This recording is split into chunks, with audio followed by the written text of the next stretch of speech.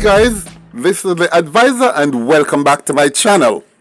Now, when I brought you the story of Shane Grandison on the 19th of January and then the other story on the 20th, I never really expected that I would have been opening a can of worms. But that can of worms had been opened and it doesn't seem to be going back. And the worms not going back in at all. They are coming out and swarming over the place. And it has led me to even more sinister things. But perhaps I shouldn't even call it a can of worms. Maybe this is Pandora's box. Because listen to this. I have now discovered, and from very reliable sources, that the government, the Firearms Licensing Authority, is charging between $800,000 and $1.5 million for a person to be granted the license for a firearm. And note, that money does not include the fees that you pay to the government, and it does not include the firearm itself that you will need to buy. Separate and apart from that money. But before I give you the details on that, I need to tell you where this started from. 2 nights ago, I got a call from a policeman.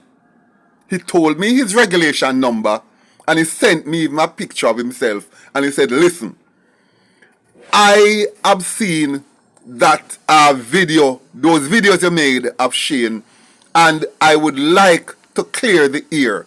I want you to take all that I'm saying to you in confidence. And of course, as a professional, I do not kill my whistling birds. Anyway, the gentleman said to me, Mr. Advisor, I was the person who followed Shane to go and deliver $800,000 to a representative of the Firearms Licensing Association the other day for him to get his firearms license.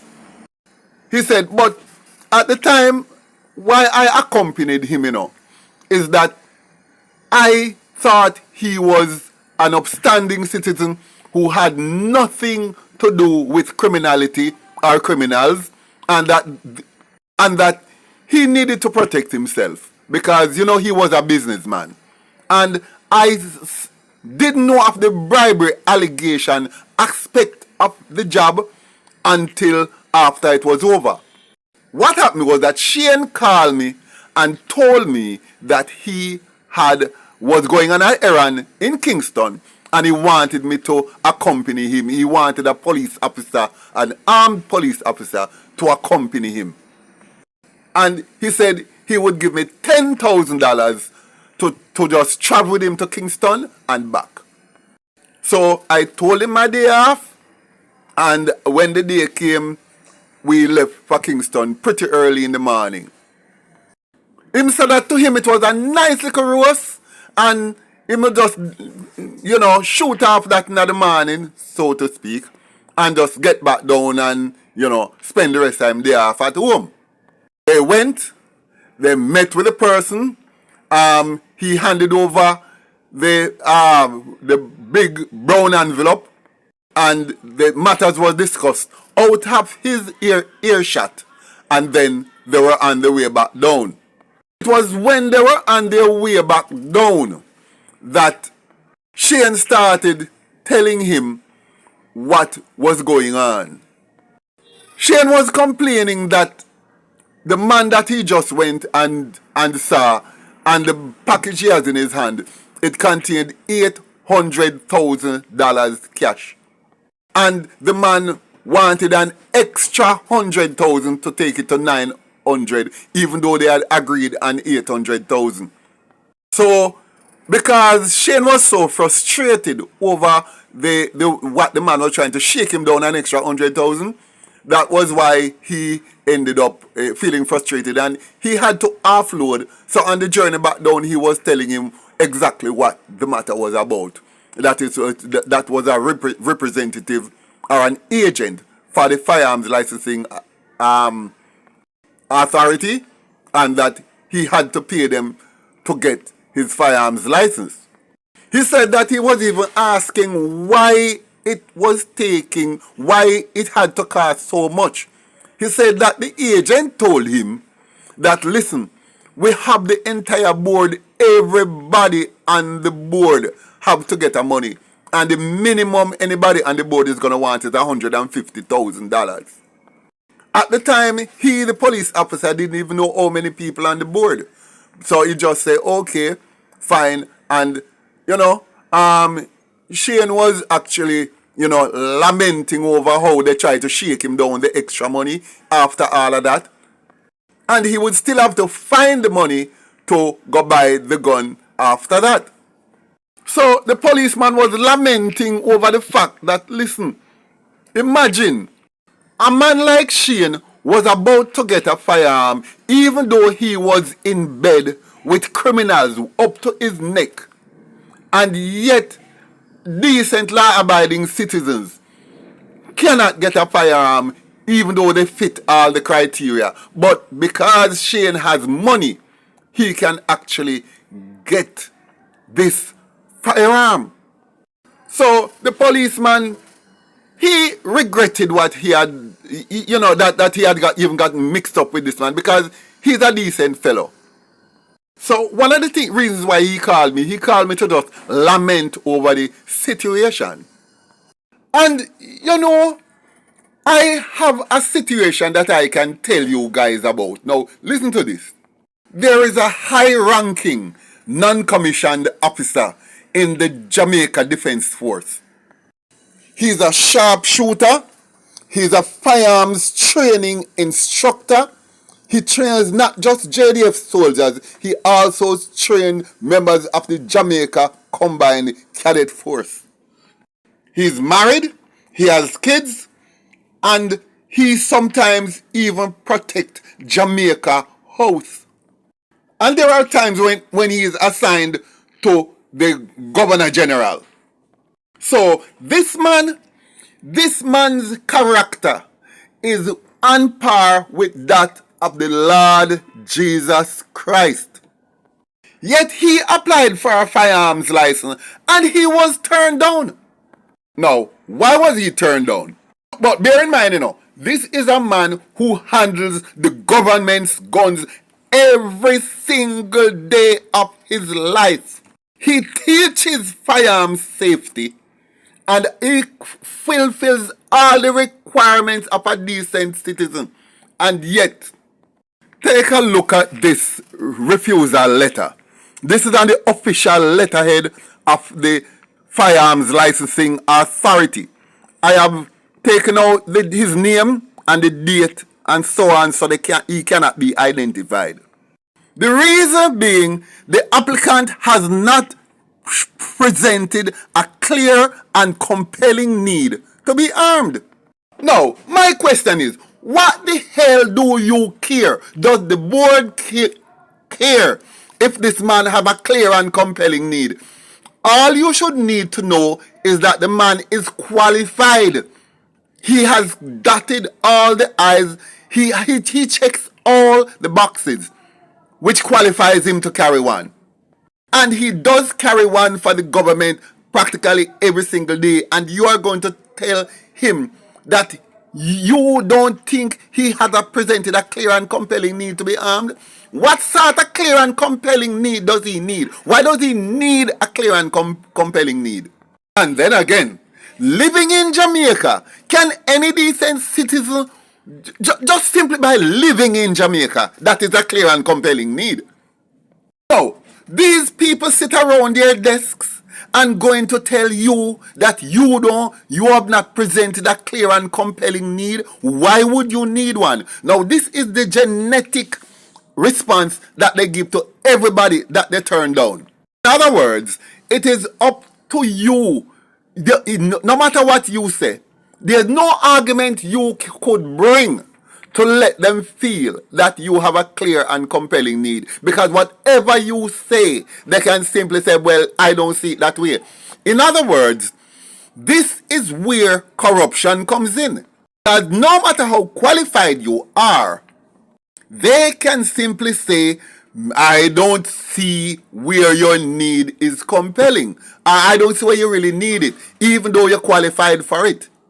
Now, should this ever be a reason why you deny a person the right to protect themselves? Because you not see the need, you sit down around your death, not know the man's full life, and you going to say you don't see him need one? While living in Jamaica around these bloodthirsty criminals and you don't see it? It is clear, it is absolutely clear that the reason why this man was refused is because he didn't have $800,000. Because me know say if he had presented that money, them would have seen the need, the entire board would have seen the need right away. And see the person's signature right there, so let them say that this is not an genuine FLA document. But let me go further now. I'm going to teach you some lessons here now. How did we get here? When I say how did we get here, how did the FLA and why did the FLA come into being? Now, this is a history lesson for all of you guys who don't know, because virtually no Jamaican know this. Virtually nobody don't know. The reason why the FLA came into existence is because of a piece of slime called Vibes Cartel. Who want Bex? I repeat, the reason why the firearms licensing authority came into being is because of a piece of slime called Vibes Cartel, Adidja Palmer. Now, I'm going to explain why. Well, at Sting 2003, I think that was held around the 31st of December, or it was held at, me know it's after Christmas, it always old. Well, there was an altercation on the stage before the hours of morning between Vibes Cartel and his entourage on one hand, and on the other hand, Ninja Man. Ninja Man, them throw down Ninja Man on the stage, give him some kick and box and thump and stamped on him on the stage. A lot of people might remember. Immediately following that incident, Vibes Cartel and 3 of his little follow line punks were arrested. A guy called Jules Watson, one named Anthony Wright, also called Singer Blinger, and another one named Patrick Samuels, also called Roach. All of them were charged for assault occasioning grievous bodily harm and disorderly conduct. Now, when they were taken to the police station and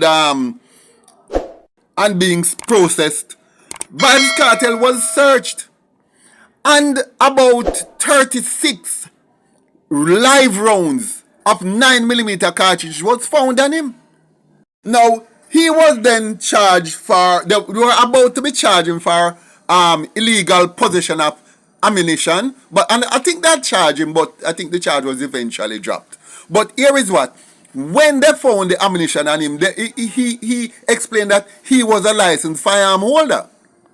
Well, basically, most of those police know Vibes Cartel. They know him as a hardened criminal, a bloodthirsty murderer, a rapist, and he is everything that is evil. And all the policemen know. And they know that he lives in Waterford, or he controls the circle of men in Waterford, and they know half his connection to the Klansman gang. So they must say, how you have licensed gun?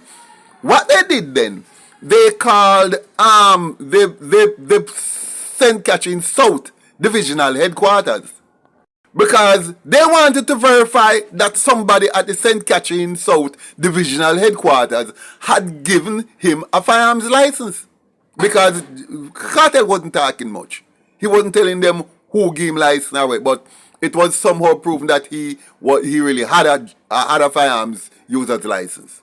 So the people them over St. Catherine South Divisional Headquarters, which we know as 100-man station in a Portmore. That's the same one. Them say cartel have gun. Cartel apply over here and we turn him down about 2 or 3 times. We turn down cartel. We no give cartel no gun. So make cartel tell you where him get license gun from. Cause we over here so would have never approve firearm license for Vibes Cartel. Because what we must understand, is that in those days, before the FLA came into being, how you got a licensed firearm was that you would apply to the divisional headquarters in the area that you live. And the superintendent in charge of that divisional headquarters, it was his decision to vet you and approve or disapprove of your application. And at the time, and as now, there were 19 divisional headquarters in Jamaica. 19. So, since everybody know that Vibes Cartel is from Waterford, and everybody know, every police know that that would be where he would get the license from, but when they check it out, no. He got his firearms license from the St. Andrew South Divisional Headquarters, which is Huntsby. Now, everybody wants to know how you live at Portmore and you get your firearm user's license approved at Huntsby. Because St. Catherine South and St. Andrew South are 2 different police divisions. Well, at this time, they were being held at Central Kingston Divisional Headquarters. They didn't keep them at Portmore. While they were there, news reached Assistant Commissioner of Police Reginald Grant. Come over and said, no, me need to get to the bottom of this. Cartel forget gun. And so they started to trace it down now. And this reached the Gleaner, it reached the Observer, it reached the News, TVJ, CVM, and as a matter of fact, Cartel being famous at the time, it was even on CNN and BBC. And because of that, the PJ Patterson at the time, that administration was really embarrassed to know that a dirty criminal like Vibes Cartel actually have a licensed gun. Which means that it was signed off on and approved by the superintendent at the St. Catherine's, at the St. Andrew South Divisional Headquarters at Huntsby.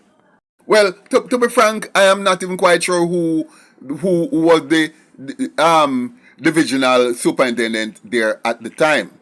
Because such a stink that PJ Patterson administration decided that no, this can't continue like this. We have to centralize the whole firearms licensing matter here. Because previously, if you get turned down, it was a decentralized firearms licensing system, which coming back from colonial times. Any head of a divisional headquarters could at his discretion give you a license firearm, give you authorize for you to have a licensed firearm, and that firearms license have to be respected by the entire country. That firearms license has to be fully recognized by the government of Jamaica, even though it's a little soup sign off on it at his desk at his divisional headquarters. And you could use that firearm up to 150 miles off the Jamaican shore. You're free to use it. Not even the Commissioner of Police can tell you, or the Prime Minister can tell you can't have that gun if it is signed off on by the divisional headquarters.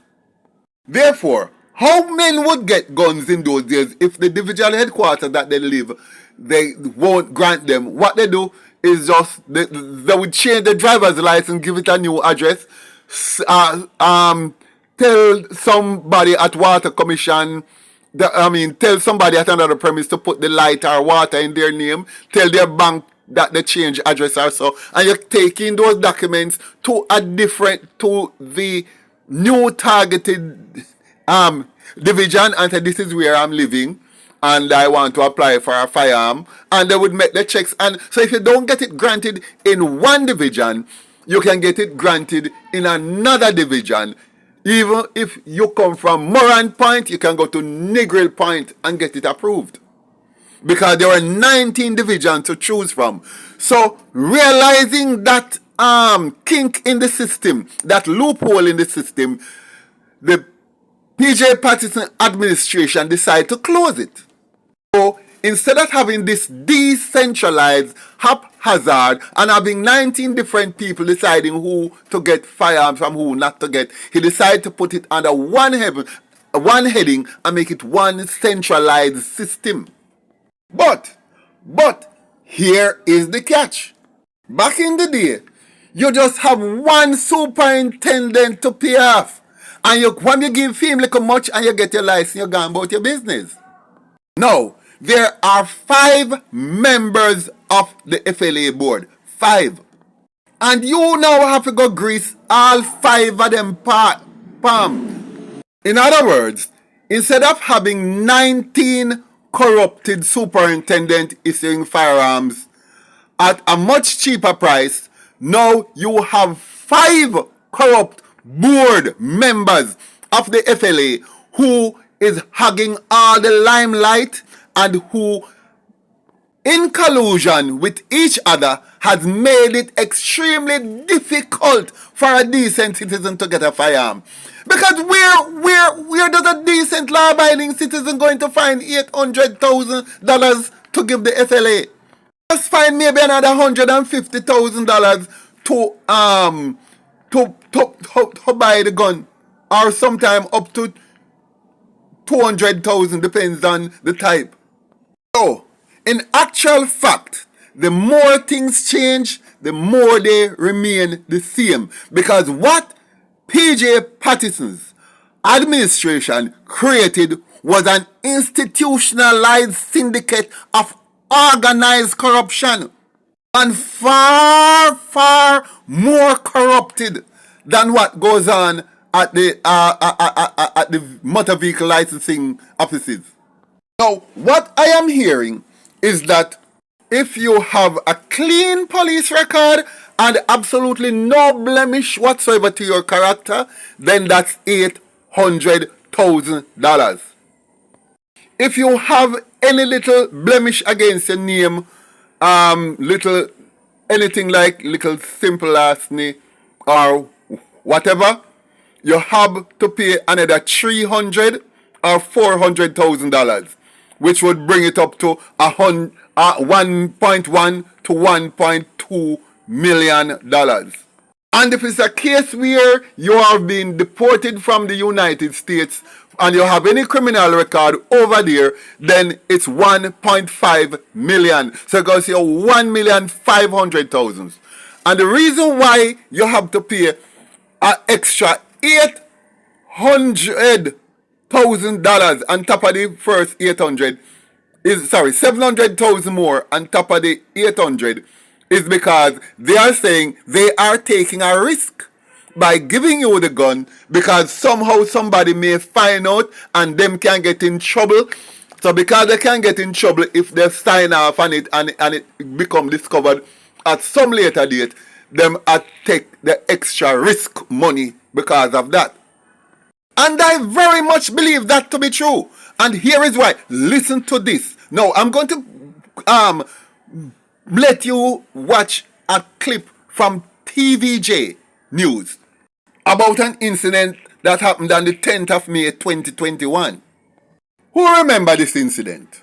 We begin this evening with a prime time news follow-up. The 2 gunmen who were killed by the police in a shootout at the intersection of Trafalgar and Hope Roads in St. Andrew have been identified. Meanwhile, commendation from the police commissioner, Major General Anthony Anderson. Kirk Wright reports. Source has revealed the names of the men who killed businessman Robert Fletcher in Solarfield, St. Andrew, before they themselves were subsequently killed by the police minutes later. One has been identified as Richard Green from Swallowfield, and the other is known only as Ramon from De La Vega City, Spanish Town in St. Catherine. Green, we understand, was on bail after being charged with murder 2 years ago. The third man who escaped is yet to be identified.